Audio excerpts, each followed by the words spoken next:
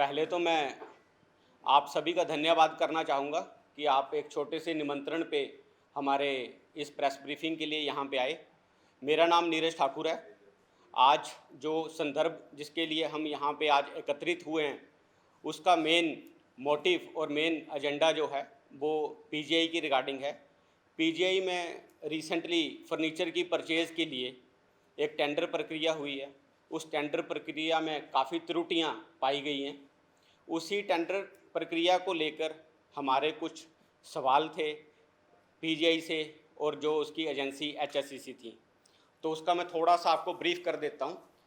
HSCC जी sir. तो medicine provide करती है। जी सर, ये कंसल्टेंट हैं सर आर्मी इसके गवर्नमेंट के, जो कि फर्नीचर भी परचेज करके दे रहे हैं बिकॉज वो बिल्डिंग उनके हाथ में है सर। तो जो जैम के ऊपर बिड निकली, जैम जैसे मैंने आपको पहले ब्रीफ किया कि jam is a government e market place. उन्होंने वहाँ पे बिड नंबर 1 इशू किया 4679836 डेटेड 27 फरवरी 2024। इस पूरी टेंडर प्रक्रिया की जो कॉस्ट थी, जो टेंडर को लिया बनाया गया था, वो बनाया गया 7,52,41,567 रुपये में। जो ये टेंडर अवार्ड हुआ, जो कि प्रभु उद्योग को किया गया L1 बेसिस के ऊपर, उसका प्राइस है 7,51,26,222 रुपये। तो अगर आप दोनों वैल्यूज़ को मैच करके देखते हैं तो उसका जो डिफरेंस आता है वो आता है 1,15,345 रुपये। आप ये मान के चलिए कि 7 करोड़ के टेंडर में जहाँ पे आज की फर्नीचर इंडस्ट्री में लोग 10, 15, 20, 25% तक डिस्काउंट जा रहा है, यहाँ पे डिस्काउंट की कोई परसेंटेज ही नहीं आई। यहाँ पे सिर्फ और सिर्फ 1,15,345 रुपये का डिस्काउंट दिया गया। तो पहला क्वेश्चन हमारा ये रेज़ किया जाता है, जो खड़ा होता है इनकी पूरी टेंडर प्रक्रिया के ऊपर, कि इनकी जो रेट की रीजनेबिलिटी थी वो कैसे इन्होंने आइडेंटिफाई किया। इतना स्टीक डिस्काउंट इतना कम आने के ऊपर क्या ये इंटरनल इन्फॉर्मेशन क्या इनके पास पहले ही थी, चाहे वो पीजीआई की तरफ से थी या वो एचएससीसी के तरफ से थी। दूसरा, इसमें मेजर प्लेयर्स जितने भी आप बड़े इस इंडस्ट्री के नाम लेते हैं वो इस टेंडर प्रक्रिया से दूर रहे। तीसरा, इसमें जो समीकरण आता है वो है कि बहुत प्लेयर्स ने इनकी टेंडर प्रक्रिया होने से पहले भी इनको अलग अलग वे से लेटर लिख के डाला कि आपके टेंडर में कुछ प्रोडक्ट ऐसे हैं जो कि एक पर्टिकुलर कंपनी के डिज़ाइन पेटेंट हैं।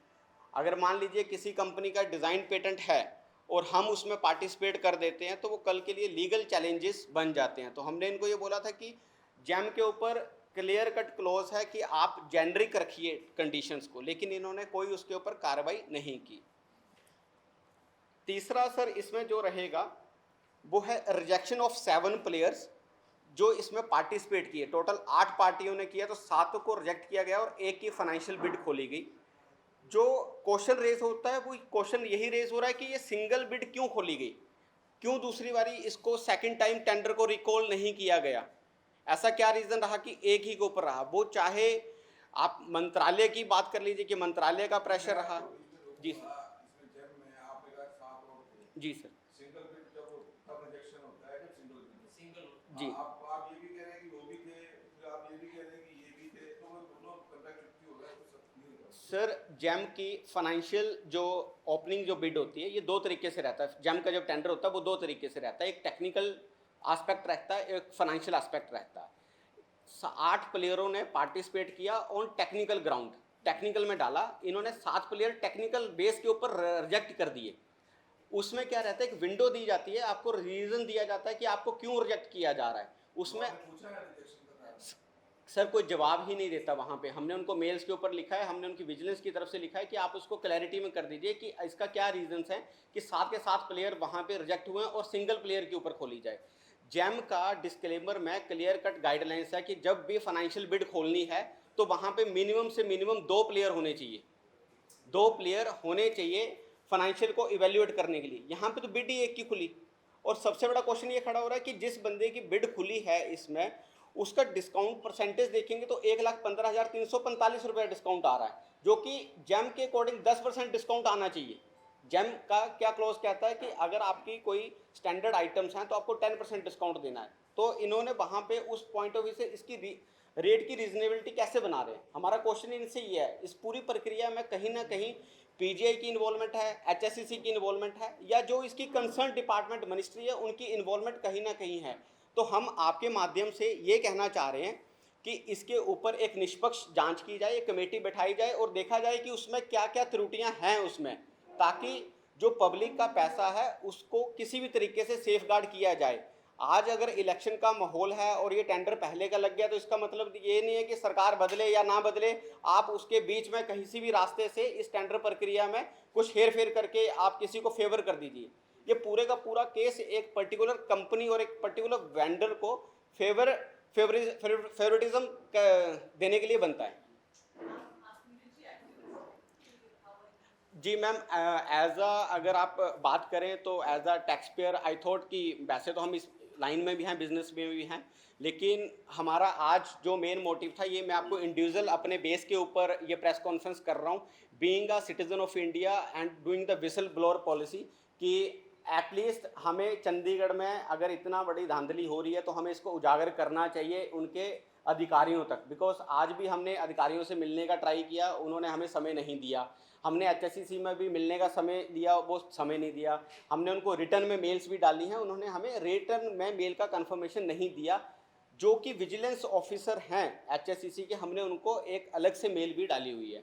तो जब ये बात हो नहीं रही किसी भी तरीके से, तो हमने सोचा कि क्यों ना हम आपके माध्यम से इस बात को एक पब्लिक पोर्टल पे रखें, ताकि इसके ऊपर अधिकारी जो अनसुनी कर रहे हैं या मतलब आंखें बंद करके बैठे हैं, तो शायद वो इसके ऊपर कोई एक्शन ले पाए।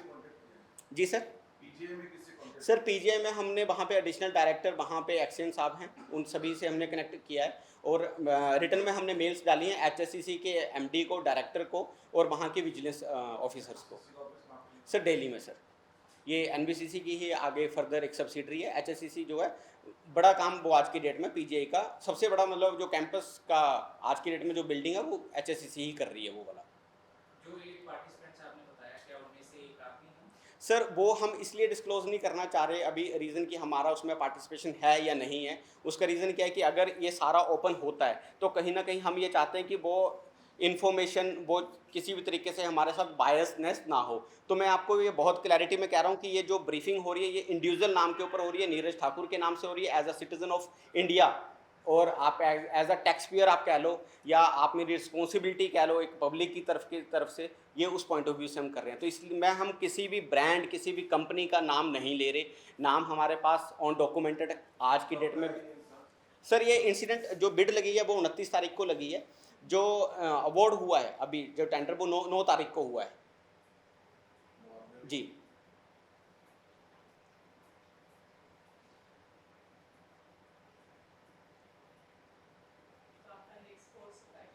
मैम हमारा नेक्स्ट कोर्स ऑफ एक्शन ये है कि हम अभी एक लीगल आरटीआई की तरफ से इनके डॉक्यूमेंट लेना चाहते हैं। बिकॉज आज अगर मैं आपको कोई भी इन्फॉर्मेशन दूं तो वो फैक्ट क्या है कि वो प्रूवन आरटीआई की तरफ से होना चाहिए कि ये प्रूवन है। बिकॉज जो आपको मैं 7 पार्टिसिपेंट्स कह रहा हूँ वो जैम के पोर्टल के ऊपर दिख रहे हैं।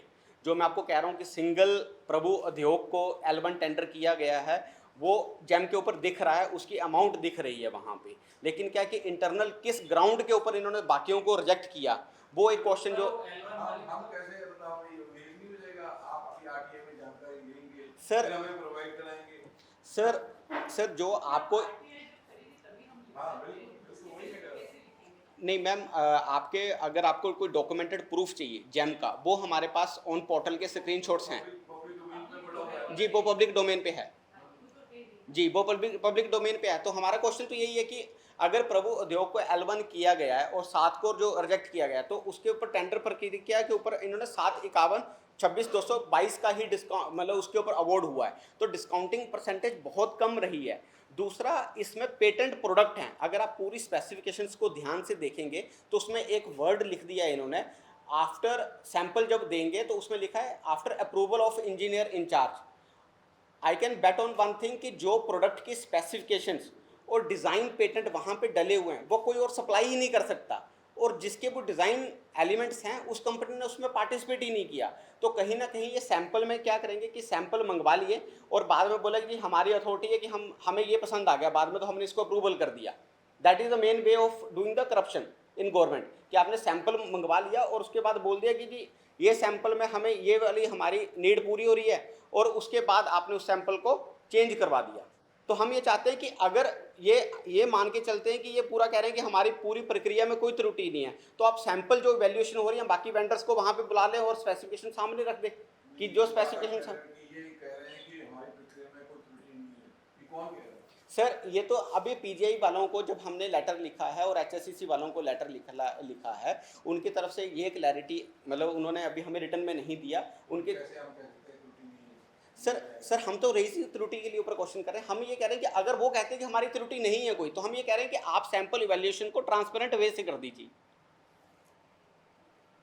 हम पूरे टेंडर प्रक्रिया में ट्रांसपेरेंसी के ऊपर क्वेश्चन खड़ा कर रहे हैं कि अगर आप ट्रांसपेरेंट कर देते हैं तो इसमें गवर्नमेंट के पैसे कहीं ना कहीं बच सकते हैं। पर जब ये L1 में अवार्ड हुआ है जिनको टेंडर, तो जो बाकी पार्टिसिपेंट्स हैं उनको तो पता चल ही जाता है कि उन्होंने क्या अवार्ड किया। सर मैं वही कह रहा हूँ, L1 के ऊपर जब टेंडर अवार्ड होता है ना, उसके लिए मिनिमम 2 या 3 OEM लिए जाते हैं खोलने के लिए। यहाँ पे कंपटीशन ही नहीं हुआ किसी के साथ। L1 अनाउंस कर दिया सिर्फ सिंगल बंदे के ऊपर। आप 8 बंदों ने अप्लाई किया, 7 बंदों को टेक्निकली रिजेक्ट कर दिया, वो फाइनेंशियल में गए ही नहीं। तो जब एक पार्टी रह गई उसका बिड खोल दिया सर, तो उसका कंपटीशन ही नहीं हुआ ना किसी के साथ। पहले ही पता था कि किस बंदे को हमने टेंडर देना है। तो सिंगल पार्टिसिपेंट को कभी बिल होता ही नहीं। सर हमारा भी क्वेश्चन ये है कि सिंगल पार्टिसिपेंट्स के ऊपर टेंडर नहीं खुलता। जैम पर ये भी मालूम नहीं चलता कि कितने पार्टिसिपेंट्स हैं और कितने उसमें से डिस्क्वालीफाई कर गए हैं, कितने छोड़ गए हैं, ये नहीं पता चलता। नहीं चल जाता सर, वो पता वो पोर्टल के ऊपर आता है सर। वो टेक्निकल इवैल्यूएशन में सर 8 पार्टीज हैं, 7 को डिस्क्वालीफाई किया और 1 को खोला गया है। वो दो पार्टी कौन है आप दे देंगे? जी सर वो दे देते हैं। एक निकाल के देना लिस्ट उसकी, टेक्निकल इवैल्यूएशन की और एक फाइनेंशियल की, वो दे देते हैं सर आपको। इसके अलावा कोई अगर आपका कोई और क्वेश्चन या क्वेरी है तो आप हमें बता सकते हैं, तो मैं उसी को एड्रेस कर सकता हूँ सर फर्दर।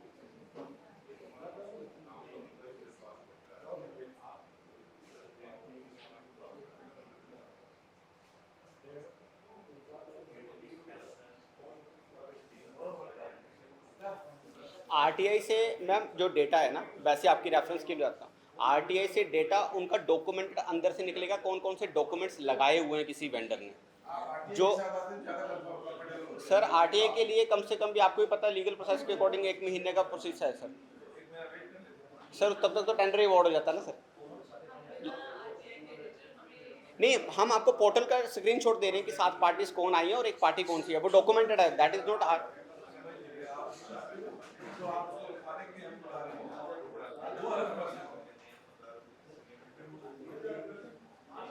मतलब चैलेंज करने के लिए हमें कुछ स्ट्रांगली सर इससे बढ़िया मतलब मुझे नहीं लगता कि और कोई केस होता है कि जिसमें 8 पार्टियों ने पार्टिसिपेट किया हो, 7 को टेक्निकल रिजेक्ट कर दिया हो और एक पार्टी की फाइनेंशियल बिड खोली गई हो।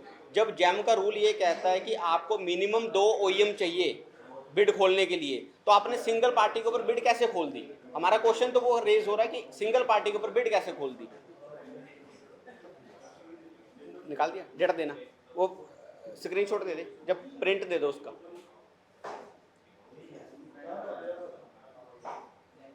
आपको 7 पार्टीज का नाम दे देते हैं सर।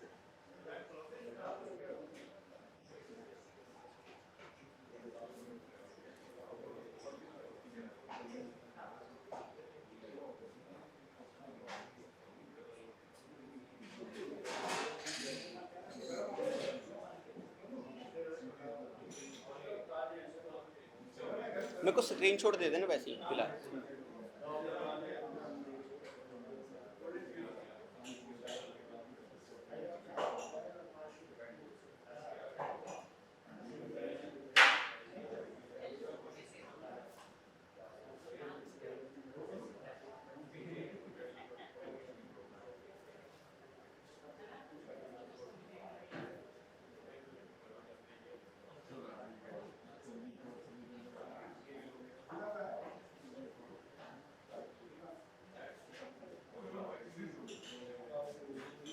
1% की वहाँ पे सैंपल में चेंजेस करेंगे, बिकॉज वो डिज़ाइन पेटेंट तो वो वाला दे ही नहीं सकता वहाँ पे, तो उसके लिए वो उस डिज़ाइन में चेंजेस करेगा, तो उसकी कॉस्ट की रिजनेबिलिटी कैसे चेक करेंगे ये?